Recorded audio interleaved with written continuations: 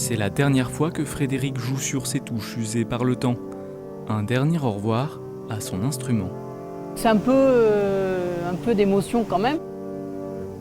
Voilà, par exemple, là, il n'y a plus le panneau, donc on voit que les entrailles de l'orgue. C'est assez un peu émouvant. À 90 ans, l'orgue de Saint-Salvi a bien mérité une seconde jeunesse.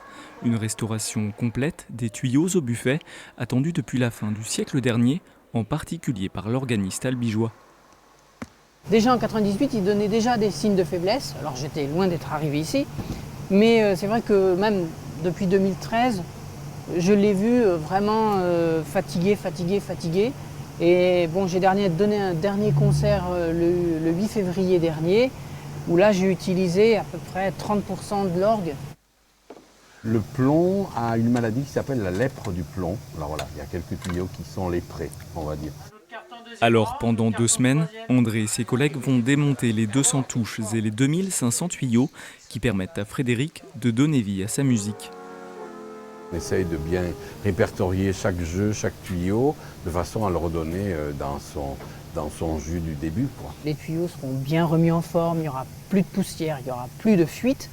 Donc l'orgue sera naturellement un peu plus fort, mais comme il était quand il est sorti des ateliers de Maurice Puget en 1930. Les travaux sont estimés à 320 000 €, mais l'organiste devra attendre au moins 3 ans avant de faire résonner à nouveau sa mélodie à l'église Saint-Salvi.